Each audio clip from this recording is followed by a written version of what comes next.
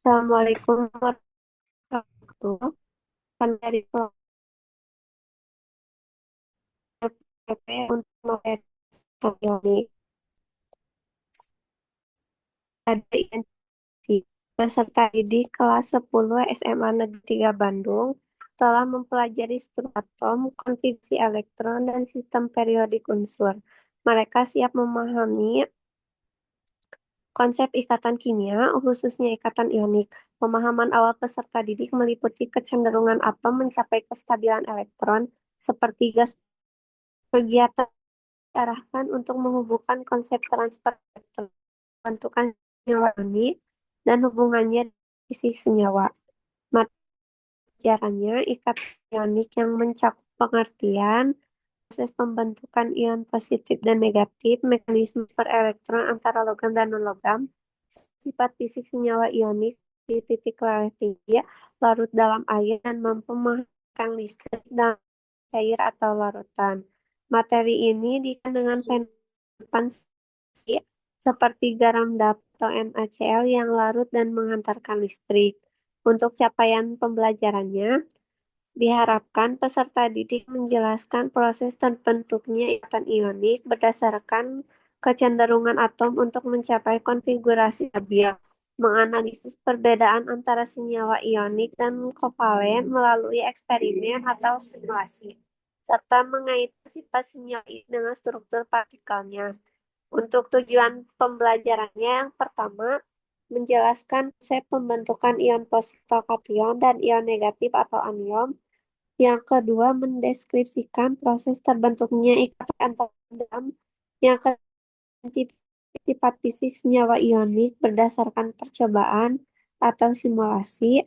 Yang keempat, mengaitkan fenomena kelanggaran garam dan konduktivitas listrik dengan struktur ionik.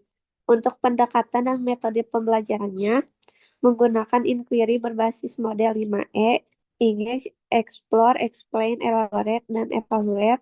Untuk metodenya menggunakan metode diskusi, demonstrasi, eksperimen sederhana, simulasi interaktif atau PET, dan refleksi kelompok.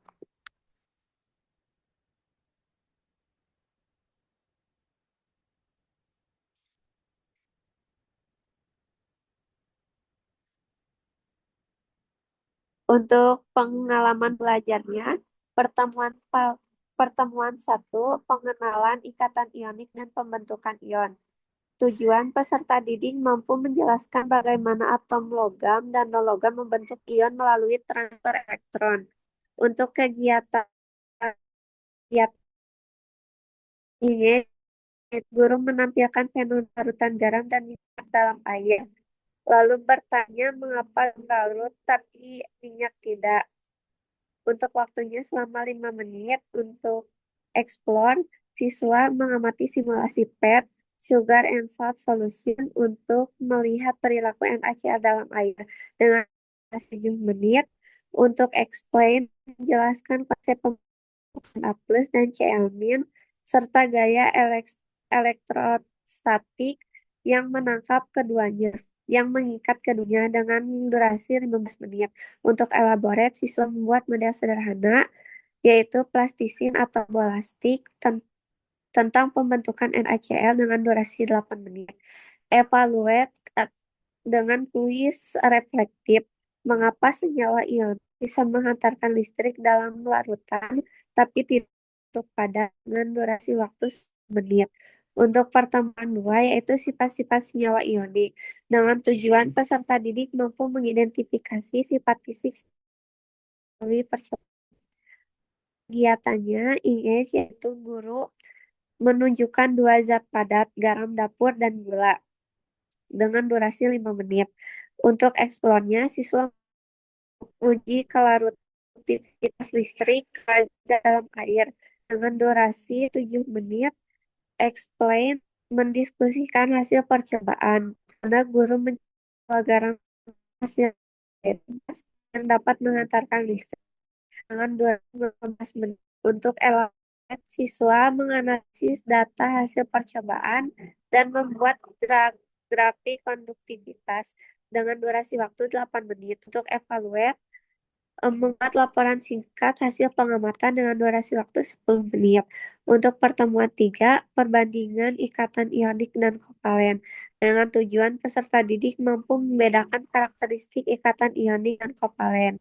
Untuk kegiatannya, ingin yaitu guru memberikan contoh gas dapur dan bular mudah laras, tetapi tidak mengapa dengan waktu 5 menit. Untuk eksplornya, siswa menonton animasi pembentukan NaCl dan H2O dengan durasi 7 menit. Untuk explain, guru menjelaskan perbedaan dasar antara ikatan ionik, yaitu transfer elektron, dan ikatan kovalen, yaitu berbagi elektron, dengan durasi 15 menit. Untuk elaborate, siswa membuat tabel perbandingan dan presentasi kelompok dengan durasi 8 menit. Untuk evaluate, yaitu penilaian formatif melalui kuis dan refleksi individu dengan waktu 10 menit. Untuk pertemuan 4, yaitu aplikasi ikatan ionik dalam kehidupan, dengan tujuan peserta didik mampu menjelaskan penerapan konsep ikatan ionik kehidupan dan industri. Dengan kegiatannya, ingin yaitu menampilkan gambar proses elektrolisis dalam pengolahan air laut dengan durasi waktu 5 menit. Untuk selanjutnya, akan rekan saya.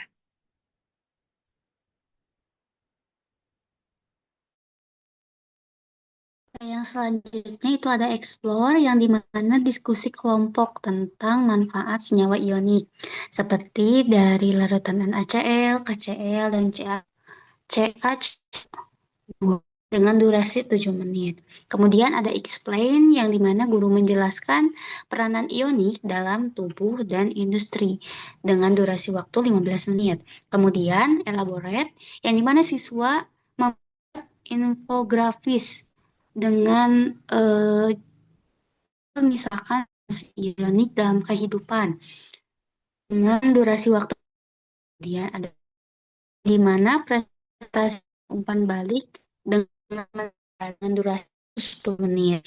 Kemudian pembelajaran yang dimana ada asesmen awal dengan kuis diagnostik tentang struktur atom dan kestabilan elektron. Kemudian ada asesmen proses, yang dimana ada observasi aktivitas eksperimen, diskusi, dan pemahaman konsep. Kemudian ada asesmen akhir, yang mana laporan akhir eksperimen dan kuis, perbandingan sifat senyawa ionik dan kovalen.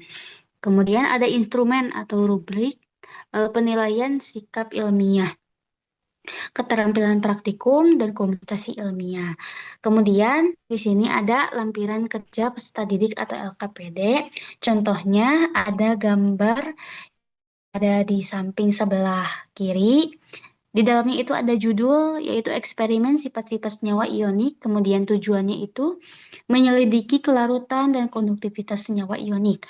Kemudian ada langkah-langkah kerja, dan di dalamnya juga ada tabel untuk menyantumkan dari eksperimen itu. Kemudian ada kesimpulan, senyawa ionik larut dalam air dan menghasilkan ion bebas sehingga dapat menghantarkan listrik, sedangkan senyawa kovalen tidak menghasilkan ion bebas, dalam artian tidak menghantarkan listrik.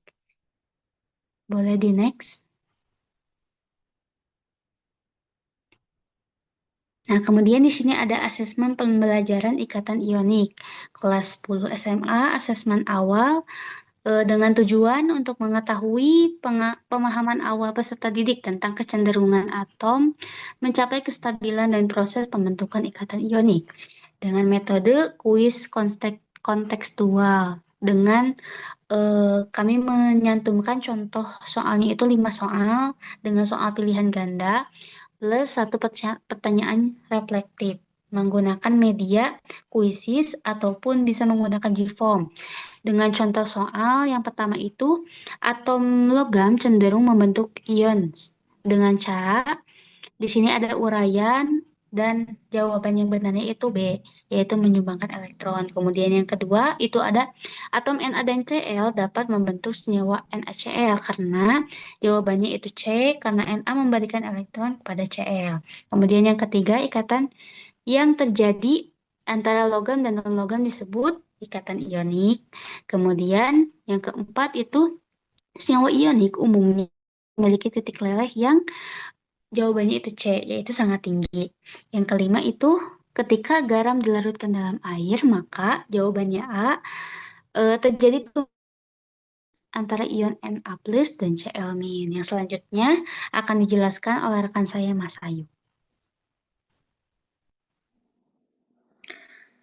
Baik, ini saya akan menjelaskan terkait asesmen proses selama pembelajaran. Yang pertama ada observasi praktik eksperimen, yaitu uji kelarutan dan konduktivitas listrik senyawa ionik versus kovalen.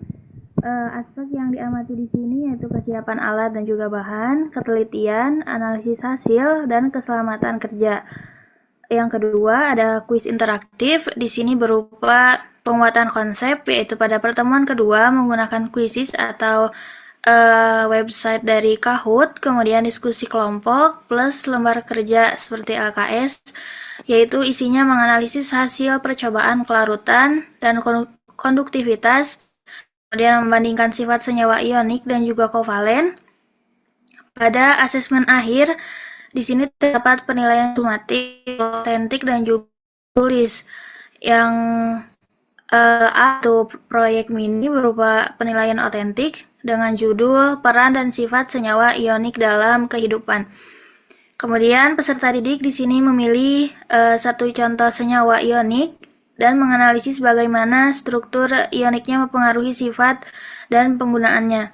Hasil akhir di sini berupa infografis, poster, atau video pendek. Untuk rubrik penilaian di sini, yang pertama dari aspek pemahaman konsep dengan bobot 30%, deskripsinya kan proses terbentuknya ion dan gaya elektrostatik dengan benar. Yang ditilai di sini yaitu aspek dari pemahaman konsep. Kemudian yang kedua ada aspek analisis ilmiah dengan bobot 30%.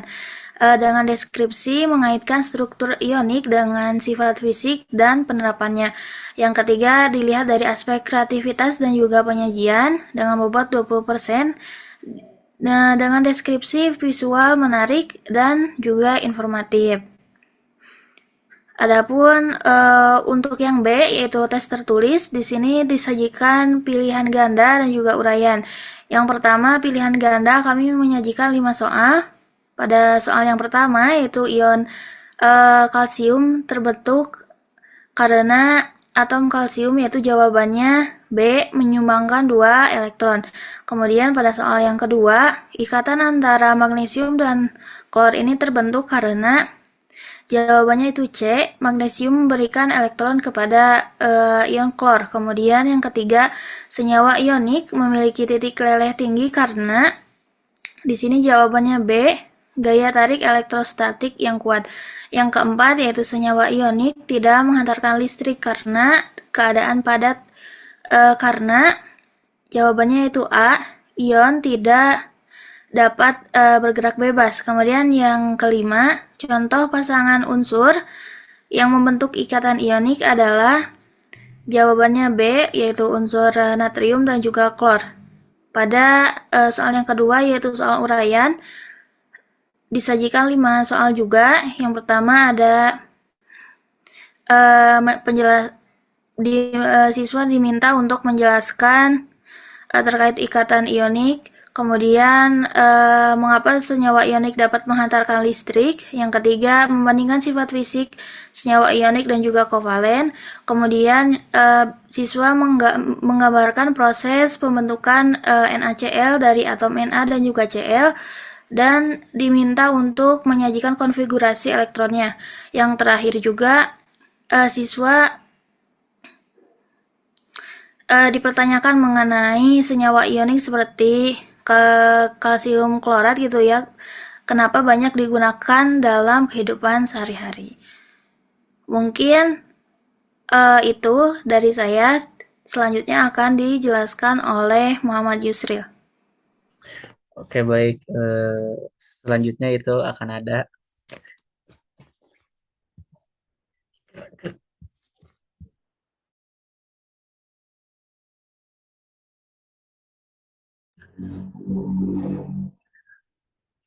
Oke, baik. Selanjutnya itu ada rubrik penilaian soal materi ikatan ionik untuk kelas 10 SMA. Pertama di sini ada rubrik penilaian soal pada pilihan ganda itu, di mana yang di sini ada skor, kemudian ada kriteria penilaian sama deskripsi penilaian itu. Di mana yang pertama apabila skornya 4, kriteria penilaiannya itu jawaban benar seluruhnya. Deskripsinya itu menjawab benar lebih dari 90% dari jumlah soal. Kemudian untuk nomor 3, skor 3 kriteria penilaiannya itu jawaban sebagian besar benar dengan deskripsinya itu menjawab benar 70 hingga 89%. Kemudian untuk skor 2 jawaban sebagian benar, untuk deskripsinya menjawab benar 50 hingga 69%. Untuk poin 1 jawaban kurang benar menjawab benar kurang dari 50% atau 1 sampai 2 soal yang benar saja. Dan untuk poin 0 ya tidak ada jawaban yang benar. Kemudian rubrik penilaian soal uraian, di mana skor 4 kriterianya sangat baik, yang mana menunjukkan jawaban lengkap, sistematis, dan benar secara ilmiah. Kemudian untuk skor 3 kriterianya baik, dengan deskripsinya jawaban cukup lengkap, sebagian besar benar, dengan sedikit kekeliruan istilah. Untuk skor 2 kriterianya cukup, dengan deskripsi jawaban kurang lengkap, terdapat kesalahan konsep minor. Kemudian yang terakhir, kemudian skor 1 kriteria kurang, deskripsinya jawaban tidak sesuai konsep atau sangat tidak lengkap. Kemudian skor 0 kriterianya tidak menjawab, deskripsinya pun tidak ada usaha untuk menjawab pertanyaan. Kemudian selanjutnya itu rubrik penilaian praktikum atau penilaian dari lembar kerja atau LKPD itu, di mana aspeknya ada beberapa aspek. Kemudian ada skor dari 4 hingga 1, di mana untuk aspek pada skor 4 kesiapan dan keselamatan kerja, dan skor 4 menyiapkan alat dan bahan dengan benar, mematuhi semua prosedur keselamatan.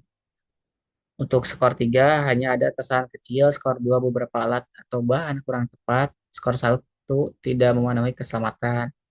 Kemudian untuk pelaksana eksperimen, skor 4 langkah kerja sesuai dengan prosedur tanpa ada kesalahan, skor 3 ada sedikit kesalahan namun hasilnya tetap valid. Untuk skor 2 ada beberapa kesalahan prosedur, untuk skor 1 langkah kerjanya salah total. Kemudian untuk ketelitian dan pengamatan, skor 4 data dicatat lengkap dan akurat, skor 3 data cukup lengkap, sedikit kurang teliti, skor 2 data kurang lengkap, untuk skor 1 data tidak dicatat dengan benar.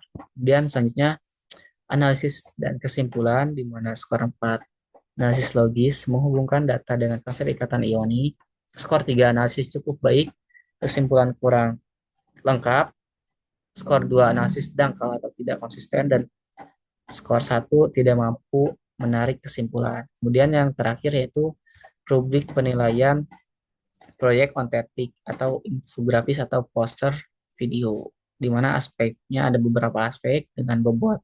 Yang pertama aspek pemahaman konsep, bobotnya 30%, kriterianya sangat baik, di mana sangat baik ini menjelaskan pembentukan ion dan gaya elektrostatik dengan benar dan mendalam.